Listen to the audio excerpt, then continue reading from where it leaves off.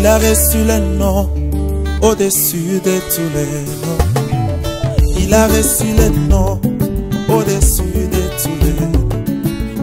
Tout genou fléchira lorsqu'on parlera de l'agneau. Tout genou fléchira. Je bénis encore le Seigneur une fois de plus pour la grâce et l'opportunité qu'il nous a accordé d'être encore comptés parmi les vivants. Mais bien aimés dans le Seigneur, comme c'était prévu que je vais continuer notre enseignement qui est intitulé sur une église séduite par le monde. Alors gloire soit rendue à notre Dieu parce qu'il nous a fait grâce d'être encore là et en bonne santé. Malgré qu'il y ait des problèmes, malgré les hauts, les bas, malgré des morts, des maladies, tout ça. Mais ton Dieu qui est aussi mon Dieu, que j'aime beaucoup, il s'appelle Jésus-Christ de Nazareth. Il nous a gardés, il nous a donné le souffle de vie, il nous a donné la santé. Alors je suis encore très fier de prêcher à son nom et de l'élever parce qu'il est au-dessus de toutes les choses. Alors par la grâce de Dieu, aujourd'hui nous allons continuer notre 11e volume de notre enseignement qui est intitulé sur une église séduite par le monde. Je parle de l'histoire de Samson avec ses femmes et vous allez comprendre bien si vous suivez ces enseignements du début jusqu'à la fin. Il nous reste encore beaucoup de volumes et beaucoup de choses à vous expliquer. Alors bien aimés dans le Seigneur, avant de commencer notre message, nous allons d'abord prier. Nous allons recommander ces moments entre la main de notre Seigneur. Inclinons nos têtes, fermons nos yeux, prions pour la parole de Dieu. Le Dieu Tout-Puissant, le Créateur du ciel et de la terre, le Créateur des choses visibles et invisibles, nous te disons un grand merci, tendre Père, pour le souffle de vie et la santé que tu nous as accordé, Seigneur, en cette bonne journée, Seigneur. Que ton nom soit élevé, que ton nom soit exalté pour tout ce que tu es en train de faire dans nos vies. Nous te sommes infiniment reconnaissants, tendre Père, pour t'exalter. Le moment est venu, Seigneur, que je vais parler de ta part pour que ton peuple soit sauvé, pour que ton peuple puisse quitter l'enfer et aller au paradis. Car notre objectif, Seigneur, ce n'est pas que le monde nous connaisse, mais nous voulons que le monde te connaisse et que les païens se convertissent, Seigneur. Nous avons un seul but, c'est d'enrichir le paradis et d'appauvrir l'enfer.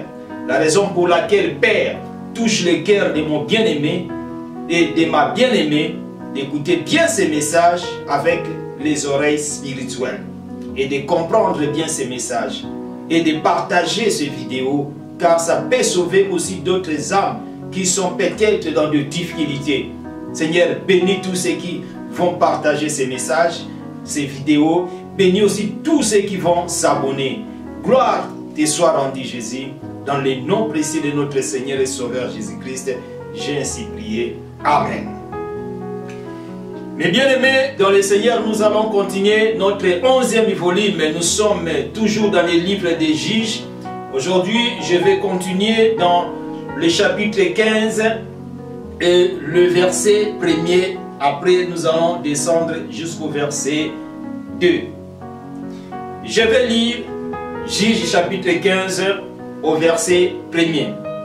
La Bible dit, quelque temps après, à l'époque de la moisson de blé, Samson alla voir sa femme et lui porta un chevreau.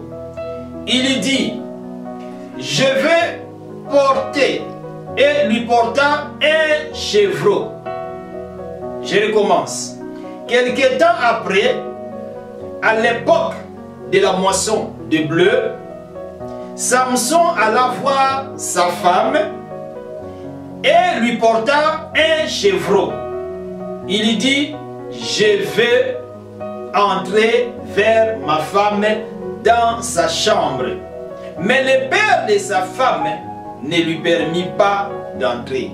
Je vais entrer dans la chambre de ma femme. Mais le père de sa femme ne lui permet pas d'entrer. Écoutez, bien-aimés dans le Seigneur, je pense que je vous avais déjà expliqué notre phrase, toujours dans le verset 1er du livre des Juges au chapitre 15. Et par la grâce de Dieu, aujourd'hui, je vais développer la phrase suivante. Il dit, je vais entrer vers ma femme dans sa chambre. Je vais entrer vers ma femme dans sa chambre. Samson arrivé dans la maison de sa femme, il a voulu entrer dans la maison, il a voulu entrer dans la chambre, mais le père de sa femme ne lui permit pas d'entrer. Suivez-moi très bien, puisque c'est un verset que je vais développer beaucoup de choses. Nous sommes toujours au chapitre 15 du livre des Juges, au verset 1er. Qu'est-ce que je vais expliquer dans cette phrase? Il dit, je vais entrer vers ma femme dans sa chambre. Samson qui avait l'intention d'entrer dans la chambre de sa femme, mais il était empêché par son beau-père. Chose étonnante, Samson qui avait épousé sa femme devant tout le monde, mais la femme de son père, de sa femme, lui a interdit de ne pas entrer dans la chambre de sa femme. Pour quelle raison? Nous allons comprendre dans ce contexte. Suivez bien les messages. C'est-à-dire quoi? Étant donné que Samson était absent depuis des temps, des mois, on ne sait pas, malgré que la Bible ne nous a pas expliqué si Samson avait fait combien de temps d'absence. Mais Samson n'était pas présent. Il était quand même absent. Et il est retourné chez le Philistin, dans la maison de sa femme et dans la chambre de sa femme pour voir sa femme. Imaginez une personne qui a voyagé, qui était partie en vacances, seule, peut-être en voyage, et à son retour, la première des choses, il a toujours l'envie de voir sa femme. Parce qu'il sait que non, maintenant je vais voir ma femme, je serai content, je serai à l'aise avec ma femme, car la Bible dit, il n'est pas bon que l'homme soit seul, je lui ferai une aide semblable à lui. C'est-à-dire, Samson, il était absent. Mais ce jour-là, quand il est arrivé dans la maison de sa femme, le père de sa femme n'a pas permis à Samson d'entrer dans la maison ou dans la chambre de sa femme. Je vais expliquer beaucoup de choses. La première des choses que nous devons comprendre, la Bible nous dit dans le livre d'Apocalypse, au chapitre 3, au verset 20, la Bible dit, voici je me tiens à la porte et je frappe. Si quelqu'un entend ma voix et ouvre la porte, j'entrerai chez lui. Je souperai avec elle, lui et lui avec moi. Je souperai avec lui et lui avec moi. Jésus-Christ nous dit qu'il est devant la porte. Il est en train de frapper. Il frappe à la porte pour que celui qui va attendre sa voix puisse ouvrir la porte. Et comme ça, lui, il va entrer, il va souper ensemble avec cette personne. Et il va rester aussi avec cette personne. Mais bien aimé, combien de personnes qui ont endurci leur cœur pour ne pas écouter la parole de Dieu? La Bible nous dit dans le livre d'Hébreux que si tu attends la voix de l'Éternel, n'endurcissez pas votre cœur. Nous sommes vers le temps de la fin. Nous vivons dans une époque terrible où Jésus peut nous surprendre, ou soit la mort peut nous surprendre, car personne ne connaît ni le jour ni l'heure de l'enlèvement de l'Église, ou soit de la mort. Alors ici, Samson qui était empêché par son beau-père pour ne pas entrer dans la chambre de sa femme, et Jésus-Christ aussi nous dit dans Apocalypse chapitre 3 au verset 20, que voici je me tiens à la porte et je suis en train de frapper. Et celui qui va m'ouvrir la porte, je vais entrer dans sa maison, dans sa chambre, je vais manger avec lui et je vais rester avec lui. Bien-aimé dans le Seigneur, combien de fois tu as refusé d'entendre la voix du Seigneur? Combien de fois as-tu endurci ton cœur pour ne pas ouvrir ton cœur et que Jésus puisse entrer dans ton cœur? Tu as refusé. Je vais vous raconter un témoignage. Il y avait un groupe de jeunes garçons qui voyageaient. Alors ils étaient au nombre de 4 dans leur voiture. Ils sont allés pour récupérer les cinquième personne. Donc la cinquième personne aussi, leurs camarades devaient monter dans la voiture. Alors quand ils sont arrivés devant la parcelle de leur ami, pendant que leur ami montait dans la voiture, la mère de ces garçons, elle était vraiment une chrétienne, elle priait beaucoup. Alors elle va dire ceci: oh, bon, je vous souhaite bon voyage et que Jésus-Christ vous accompagne. Et ces jeunes garçons qui étaient dans la voiture, ils ont dit que non, ici dans la voiture, nous n'avons pas la place pour mettre Jésus. Si Jésus veut, il peut entrer dans les coffres. Lui, il peut rester dans les coffres. Ils ont continué, ils sont partis dans leur voyage. Ils ont roulé. Quelques minutes plus tard, il y a eu un accident grave. Et la voiture était complètement déclassée. Personne n'a survécu dans cet accident. Tout le monde était mort. Tout le monde était décédé. Alors, quand les gens sont venus pour secourir les gens qui étaient à l'intérieur de la voiture, ils ont trouvé que tout le monde était déjà mort. Et qu'est-ce qu'ils ont fait? Ils ont commencé à faire sortir les corps, une par l'autre, une après l'autre, une après l'autre, une après l'autre. Et quand ils ont ouvert les coffres de la voiture, ils ont trouvé que les plateaux de œufs étaient en bon état, étaient intacts. Il n'y avait même pas un œuf qui était cassé. Vous savez pourquoi, mes bien-aimés dans le Seigneur? C'est parce que ces jeunes garçons avaient refusé que Jésus puisse les accompagner et ils avaient envoyé Jésus de rester dans les coffres de la voiture. Et Jésus-Christ, comme il est le bon berger, il est le protecteur, il a protégé les œufs qui étaient dans les coffres de la voiture. Et comme ils avaient refusé que Jésus puisse les accompagner, que Jésus puisse être au milieu d'eux, ils avaient refusé, alors ils étaient tous morts. La raison pour laquelle Jésus nous dit qu'il est en train de frapper à la porte, et que c'est lui qui va entendre sa voix, et qui va l'ouvrir la porte, et lui il va entrer, et il va souper avec lui, et lui avec moi. C'est-à-dire Jésus a besoin de rester dans ta maison. Mais Jésus est venu, il frappe, il frappe, il frappe. Toi tu refuses, tu dis que non, non, non, non, non. Je n'ai pas de temps, je vais d'abord m'amuser. Comme la Bible dit dans Ecclésiaste chapitre 12, verset 1er jusqu'au verset 2. La Bible dit: jeune homme, réjouis-toi pendant ta jeunesse. Mais sache-le qu'un jour, Dieu t'appellera en jugement. Ma sœur, mon frère, vous qui me suivez, combien de fois Jésus-Christ vous a appelé? Peut-être pour vous convertir, vous refusez. Combien de fois Jésus-Christ vous appelle pour commencer à œuvrer? À l'appel au ministère, vous refusez, vous résistez, vous dites que non, moi je n'ai pas le temps, vous voyez, je n'ai pas le temps, je vais faire ceci, je vais faire cela. Vous avez que des raisons, si raisons, des raisons, si raisons. Mais bien aimé dans le Seigneur, Samson est arrivé dans la maison de sa femme, mais la Bible dit que son père, donc son beau-père, avait refusé que Samson puisse entrer dans la maison ou dans la chambre de sa femme. C'est-à-dire quoi? Ce vieux monsieur, le beau-père de Samson, il savait déjà que sa fille était occupée avec une autre personne.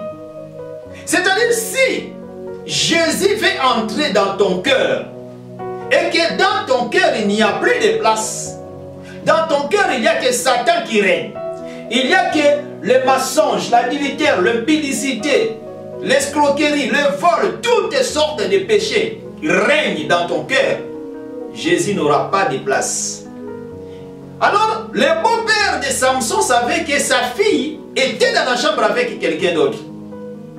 C'est pour cela qu'il ne pouvait jamais laisser Samson entrer dans la chambre de sa fille. Bien-aimé, qu'est-ce qui est rempli dans ton cœur?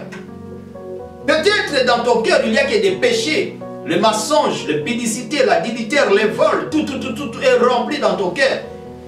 Et comme tous ces péchés-là ont la place dans ton cœur, c'est-à-dire Jésus ne pourra jamais entrer dans ton cœur. Tu devais d'abord faire sortir tout ce qui est dans ton cœur et laisser la place vide. On ne peut jamais ajouter le carburant dans une voiture qui est déjà remplie de carburant. Vous avez une voiture et vous avez acheté le carburant, le réservoir est plein. On ne peut pas ajouter encore le carburant. Avant d'ajouter le carburant, il faut que le réservoir soit vide. Comme ça, on peut mettre le carburant. C'est-à-dire, si déjà il y a Satan dans ton cœur, il y a les fétiches, les mensonges, les vols, il y a tout dans ton cœur, Jésus ne pourra jamais avoir place dans ton cœur. Il faut d'abord commencer à faire sortir le péché, à abandonner le péché, et Jésus va entrer. Beaucoup de personnes aillent dans des églises pour prier, pour écouter la parole de Dieu, mais ils n'aiment pas mettre la parole de Dieu en pratique.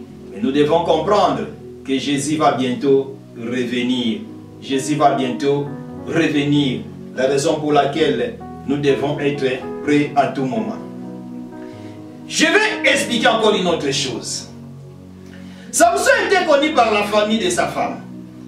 Parce que la Bible nous dit, au verset 10 à 11 du livre des Juges, chapitre 14, que le père de Samson descendit chez la femme. C'est-à-dire, Samson n'avait pas pris cette femme en cachette. Mais Samson était allé épouser sa femme, donc officiellement. Parce que si vous lisez dans la Bible, au verset 10 à 11 du livre des Juges, chapitre 14, je vais lire ça, comme ça je vais mieux vous expliquer. On va retourner un peu en arrière. La Bible dit, le père de Samson descendit chez la femme. Et là, Samson fit un festin, car c'était la coutume des jeunes gens. Dès qu'on les vit, on invita 30 compagnons qui s'étaient avec lui. C'est-à-dire, Samson avait épousé sa femme, mais officiellement, légalement. Je vais expliquer encore quelque chose. Bien-aimé, tu me dis que tu es marié, qu'avec ton mari, vous avez des enfants. C'est bien. Mais est-ce que ton mariage est connu à la famille de ton mari, à la famille, à ta famille, soit si tu es femme, à ta famille, à l'État et puis à l'Église? Le mariage doit être reconnu dans ces 4 places.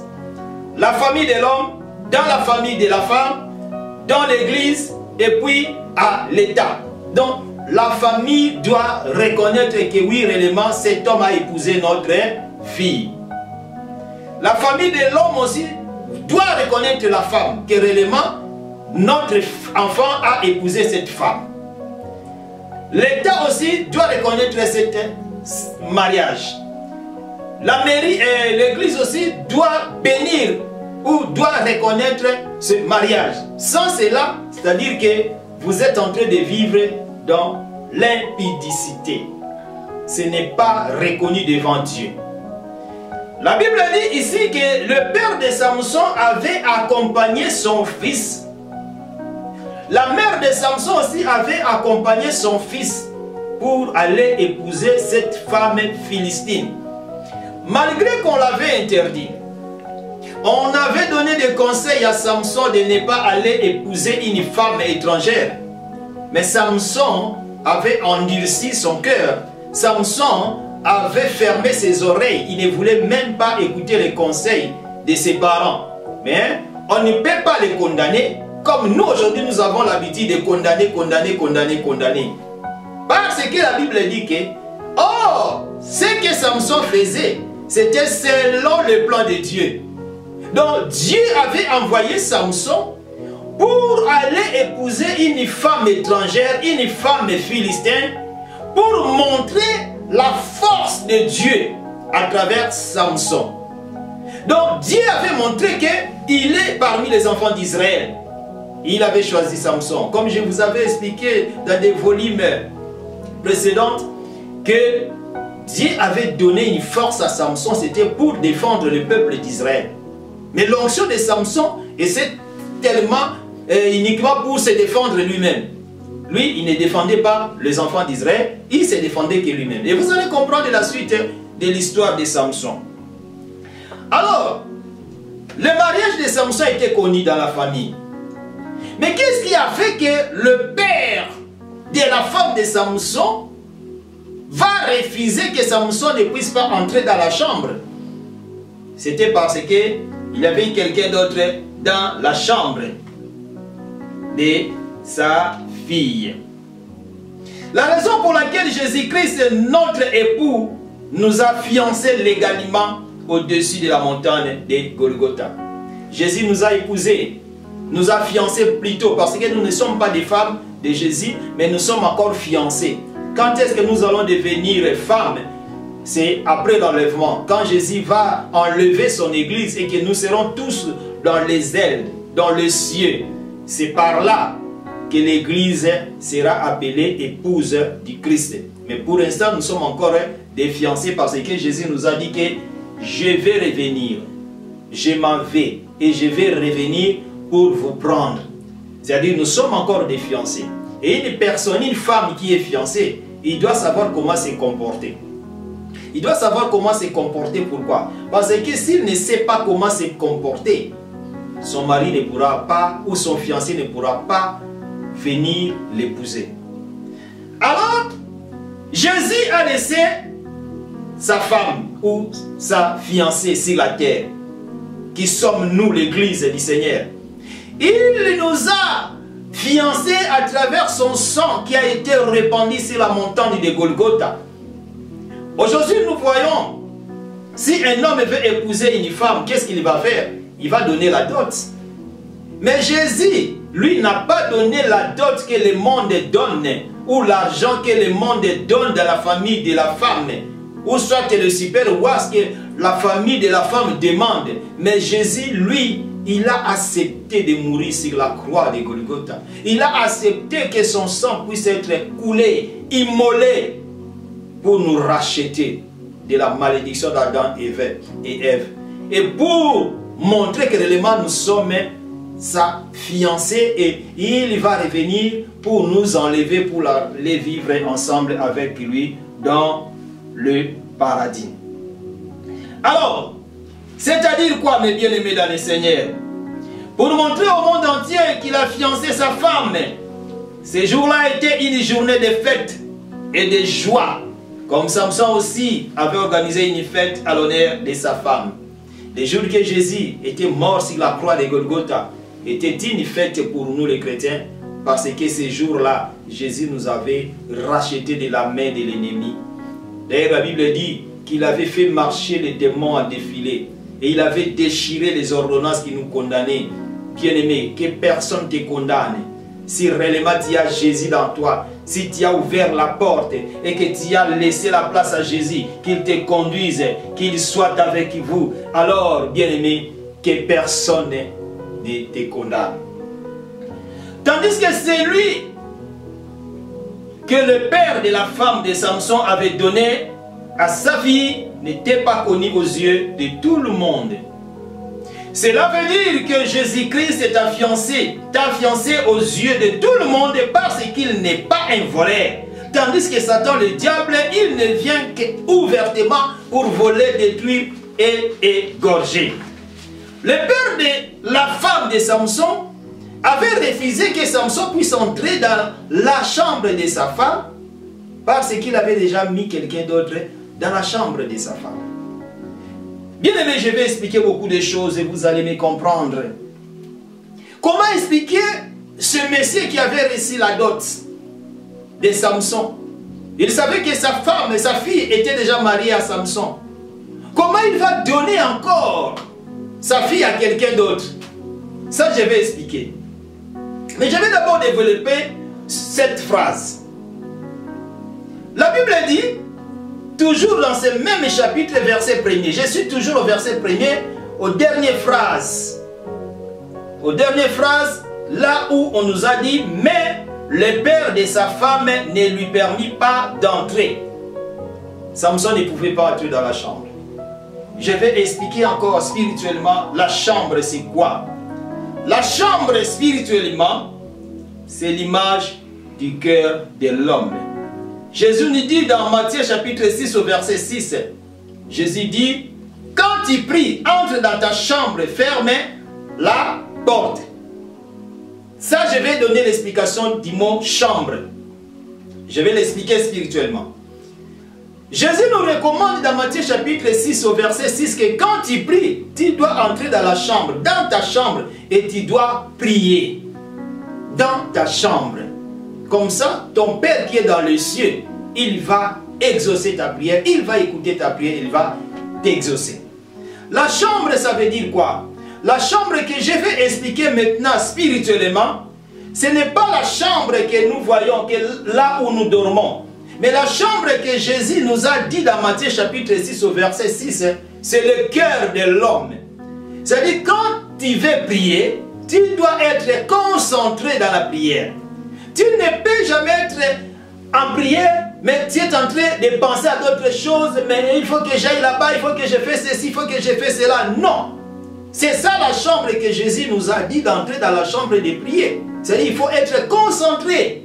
Et toi tu pries, tu n'es pas concentré. Tu pries, tu n'es pas concentré. Et comment tu vas dire que Dieu n'exauce pas mes prières? Dieu ne peut jamais exaucer tes prières, bien-aimés dans le Seigneur. C'est parce que pendant tes prières, tu n'es pas concentré. Tu es toujours en distraction. Tes pensées voyagent à l'air. C'est-à-dire que tu as ouvert déjà la porte de ta chambre quand tu penses à d'autres choses pendant ta prière. C'est ça. Je continue. Ici, Jésus ne parle pas de la chambre, comme je vous ai expliqué tout à l'heure, mais il nous parle du cœur. Tu dois comprendre que Jésus a besoin d'entrer dans ton cœur et Jésus a besoin que quand tu vas commencer à prier, il faut que tu sois bien concentré. Je passe. Tandis qu'aujourd'hui, il y a beaucoup de femmes qui ont mis 2, 3, 4, voire même plus dans leur chambre. C'est-à-dire, tu es marié à un homme, mais tu as encore d'autres amants dans ta chambre. Le cœur d'une personne ne peut jamais aimer 2 femmes, ne peut jamais aimer 2 maris. Le cœur d'une personne aime une seule personne. Mais combien de femmes aujourd'hui qui sont déjà mariées? Les gens savent que non, c'est la femme de tel monsieur. Mais ils ont encore 2e, 3e, 4e personne. Et une femme qui commet déjà l'adultère dans son lit de mariage, cette femme elle est maudite. Pareillement que nous les hommes qui commettent l'adultère pendant que nous sommes mariés, nous sommes en train de commettre l'adultère. C'est un péché. L'adultère c'est quoi et l'impudicité c'est quoi? L'impudicité c'est une personne qui n'est pas encore mariée, mais qui va commencer à coucher avec des hommes ou des femmes par-ci par-là. C'est ça l'impudicité. Or l'adultère, c'est quand une personne est déjà mariée à monsieur X ou à madame X. Alors il va abandonner son compagnon ou sa compagne pour aller coucher avec d'autres personnes ailleurs. C'est ça l'adultère. Alors une femme qui a peut-être, comme on dit, le système là de 2 babords, 3 babords, c'est-à-dire cet homme ou cette femme, elle est sous la malédiction. Elle est sous la malédiction. Bien aimé, vous allez comprendre beaucoup de choses. Suivez bien cet enseignement. Alors, quelqu'un qui fait des choses pareilles, bien aimé, il n'est pas béni. D'ailleurs, la Bible nous dit quoi? Quand il a créé l'homme, après il avait créé la femme. Après avoir créé la femme, il a dit que multipliez-vous et remplissez la terre. Une femme doit apporter la bénédiction à la femme, à l'homme. Parce qu'elle était créée, la dernière des choses que Dieu avait créées, c'était la femme. Donc, dans la femme, Dieu avait mis le diamant, l'or, tout ce qui était resté, Dieu avait mis ça dans la femme. C'est pour cela la Bible dit que celui qui trouve une femme trouve le bonheur. Mais si tu trouves une femme, tu ne trouves pas le bonheur, bien aimé, tu vas commencer à se poser des questions. Est-ce que cette femme-là t'a apporté vraiment le bonheur? Est-ce que c'était vraiment la volonté de Dieu ou pas? Parce que c'est la femme qui apporte le bonheur dans la maison, dans le couple. Mais si la femme t'apporte que les problèmes, comme a chanté notre bien-aimé Mouta, Kamoka.